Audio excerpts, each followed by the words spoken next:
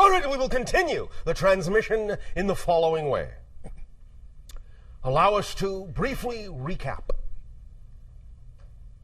You have your 15-minute time span, which is the time in which, generally speaking, the neurological pathways go from plasticity to hardwiring themselves with a new idea. And with every single thought, with every single feeling, with every single definition, you change the wiring of your brain.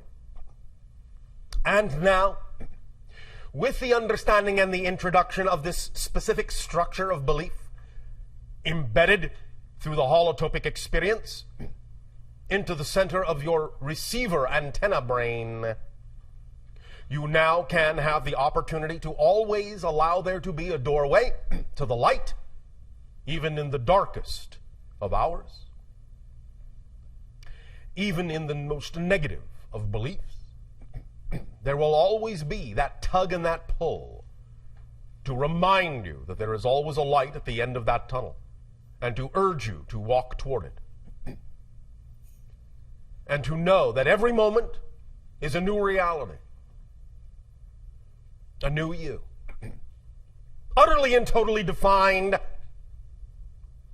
by whatever definition you choose to buy into most strongly at that moment. And we remind you of your mechanisms of manifestation, making the invisible visible that is already here, and motivation, discovering what beliefs you have attached to the ideas of pleasure and pain.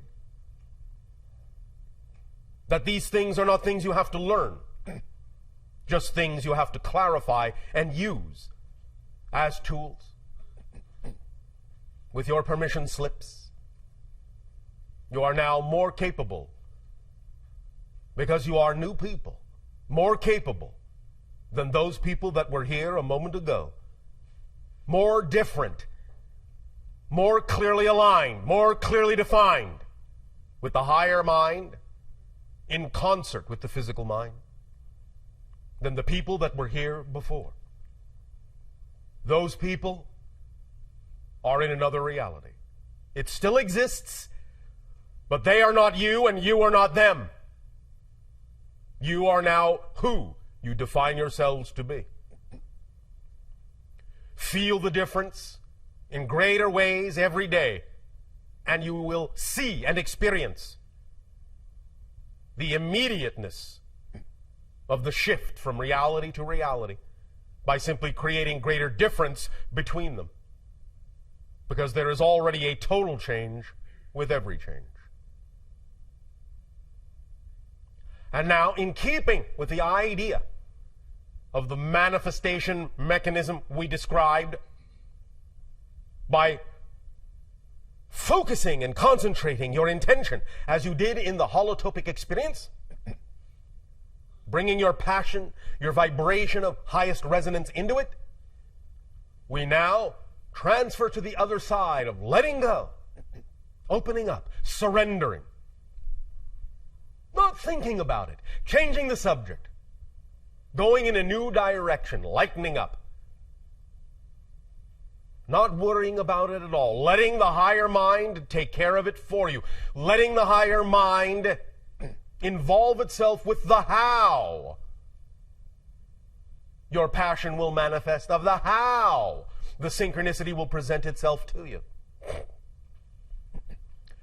This already works. You don't have to make it work. It's the nature of the structure of existence and creation itself. Let it work. Allow it to work. Relax. Let go. Be at peace.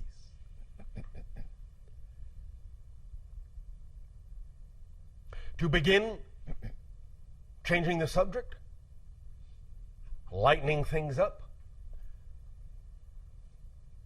we will, first and foremost, before we engage in questions, tell a story. So relax. Get comfy, as you say. If you wish, put on your ethereal pajamas. Have some astral cocoa. All right. and sit before your crackling etheric fire.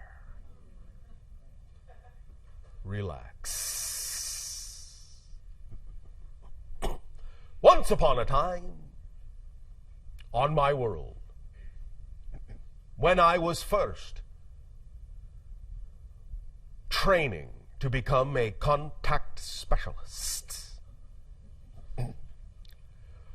my father and my mother brought me before a group of very experienced contact specialists, 10 in all.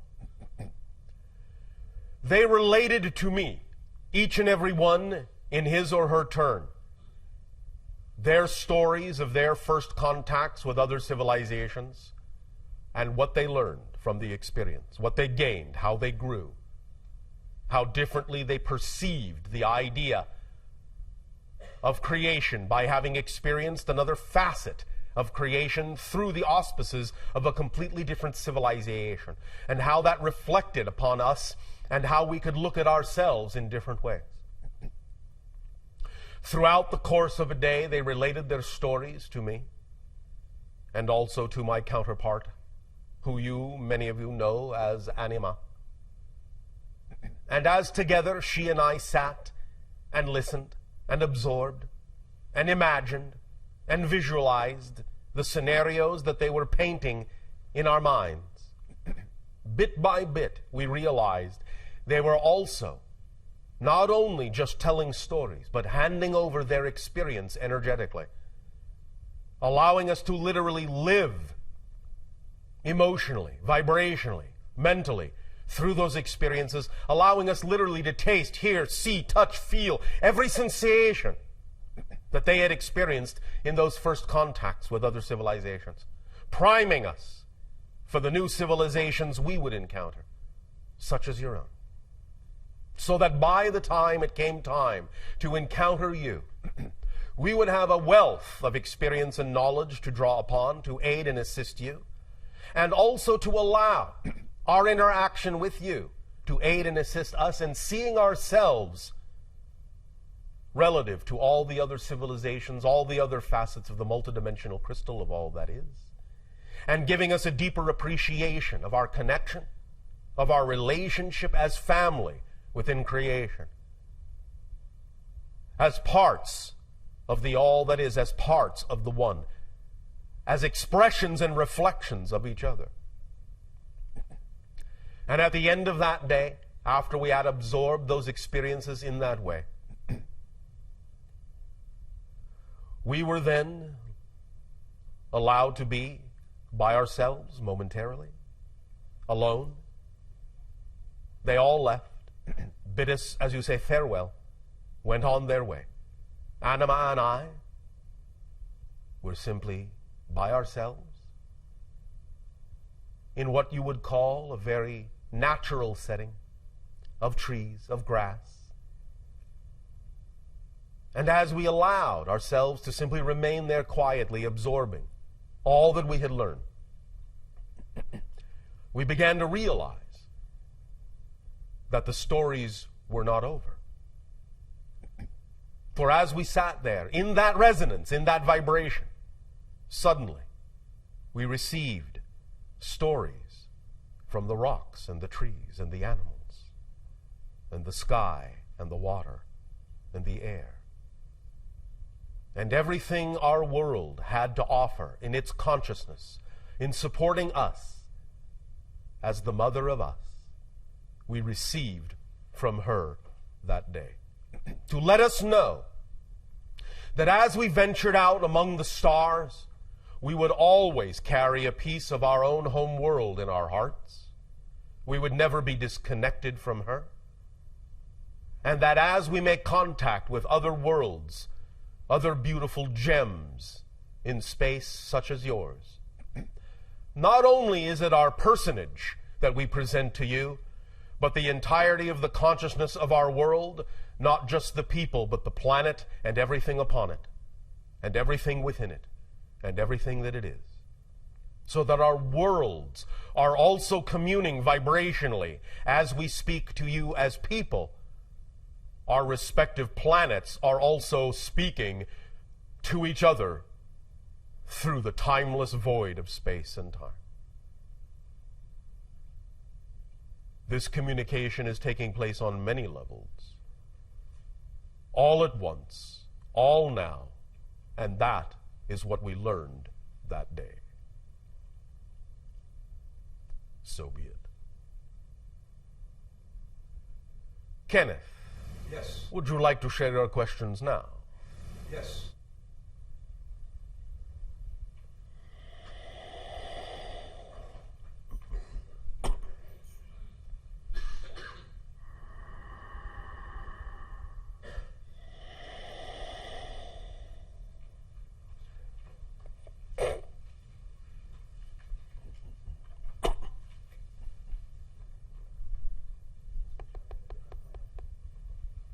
Hello, Bashar. And to you good day. I was really glad that the guy this morning called you B. Yes. I like nicknames. They save so much time. Yes. Of course, you know, these days we recognize that as a dual-layer joke. The first layer being, of course, on the human level, where nicknames really don't save that much time. And on the metaphysical layer, we know that there is no such thing as time. Yes. So there's nothing to save anyway. Yes, thank you. Yes. So, I have a metaphysical joke for you. Oh, all right. And I would appreciate it if you would get your people tuned into this. Always. Okay. So, you ready for the joke? Yes. How many Sasani does it take to change a light bulb? Let me check.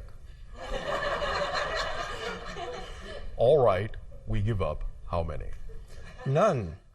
Everything changes, so the light bulb changes on its own. Oh, thank you.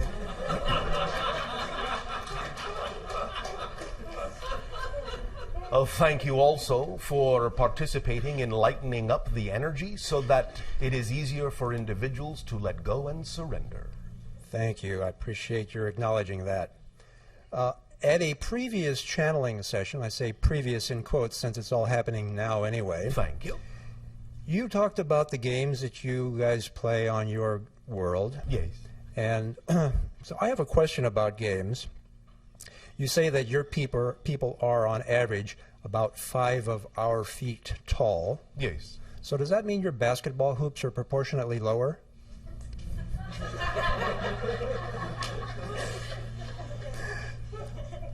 If we had basketball, they would be. Yes. And of course, that's why it's funny for us, because we all know you don't play basketball. Right? Yeah.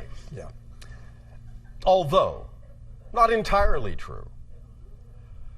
Any time we make contact with a new world, there are usually at least a few of us who make an attempt to emulate some of the things of that world, including some of your games. Mm-hmm.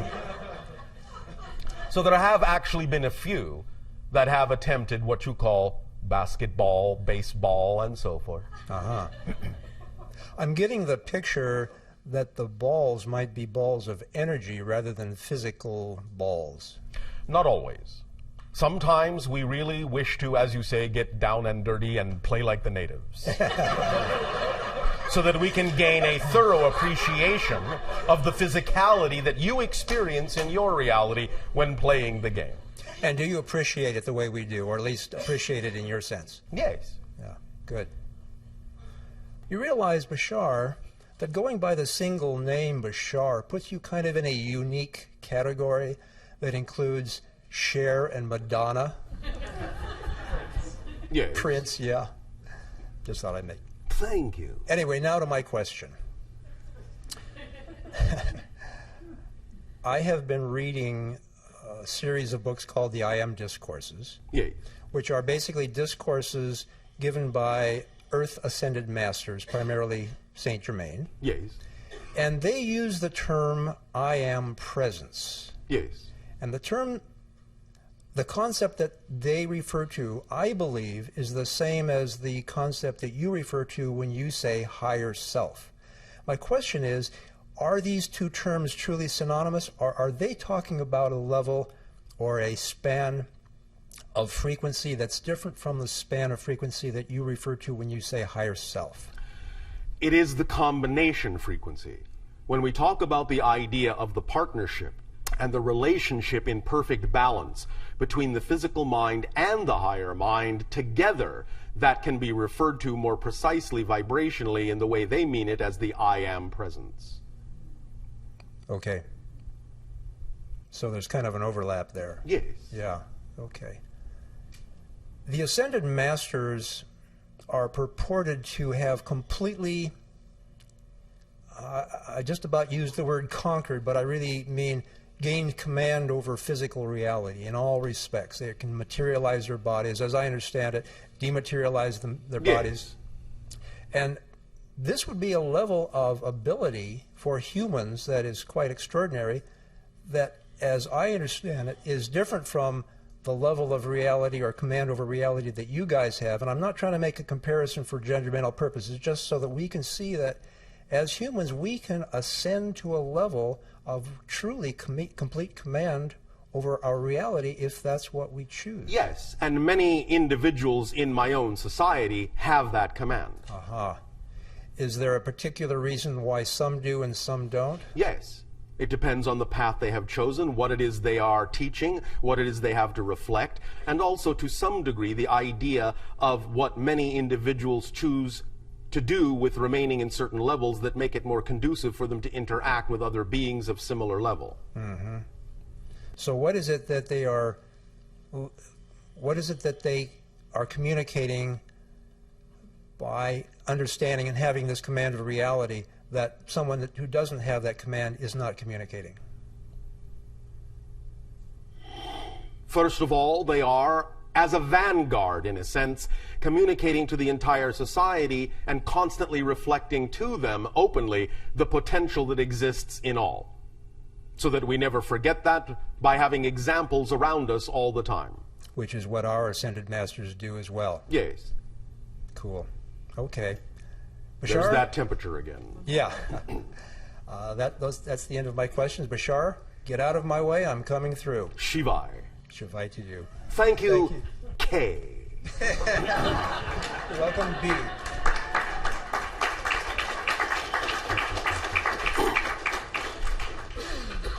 We may continue now to divert ourselves with dialogue and questions, so that we may relax and surrender and know that as we dialogue on various subjects and as we discourse in that way as friends, bit by bit, all the things that you experienced in this three-part transmission will be more and more deeply sinking in, even as you don't think about them at all.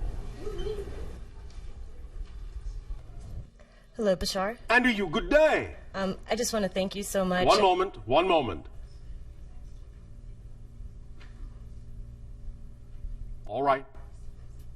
I wanted to thank you so much. I saw you probably a year and a half ago at the quantum physics workshop that you did, and my life has just been a series of miracles and synchronistic events, and it's been so much fun. And Well, I thank you for creating your life to be that. Thank you. At that workshop, you had mentioned that there was these ships in the sky. They were stars. They would look like stars. They were blue and red and white, and they would strobe. And you said that those were the motherships. And I was incredibly excited to spot them, and I did. And I see them all the time, and I wanted to ask you if those, other people tell me, like, they're just stars. That's what stars do. They strobe like that. And Sometimes that is what they are. Okay. Sometimes, if you are able to pierce into other dimensional frequencies, you can see that there are other things there. It is simply a matter of having discernment to tell the difference. Okay. A year ago at the Burning Man Festival, Yes. I would say my highest excitement at that time was to make contact with a UFO. And I meditated on it for several months before I went to the festival. And when I got there, I saw stars flying in the sky. And so did several of my friends. And it was really exciting. And then one particular night, it seemed as if the planet Jupiter flew across the sky. No. And there were several of us who obviously it wasn't the planet Jupiter. It was something else. It looked like maybe it was parked in front of Jupiter, but definitely a very bright object that was pretending to be Jupiter that evening, flew very dramatically across the sky, and about 10 of my friends saw it, and it was incredibly exciting. And I don't know what to make of that. What do you need to make of it? I'm curious from your perspective what it was that we actually saw and how it manifested itself in that manner.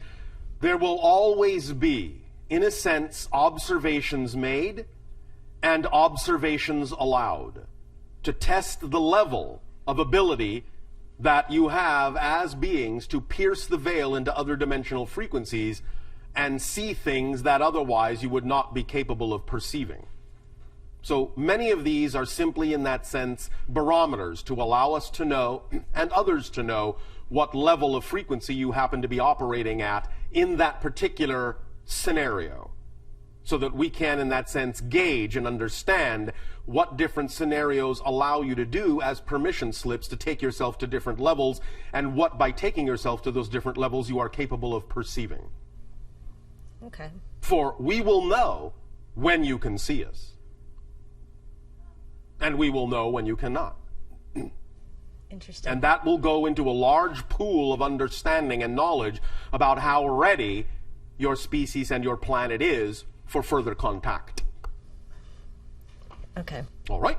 Yes. So you can make that of it if you wish. I shall. Thank All you. Another question. I have a negative blood type, and I've wanted to ask you this for a while. I've read about it, and I've tried to understand where it comes from.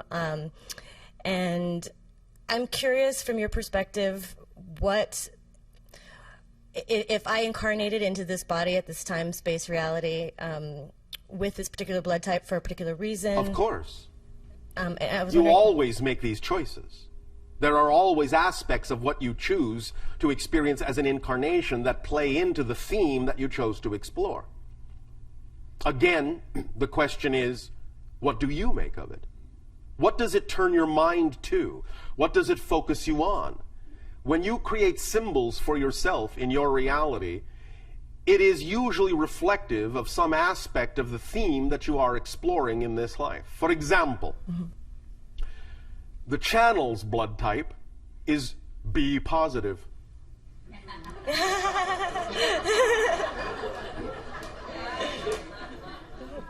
Catch my drift?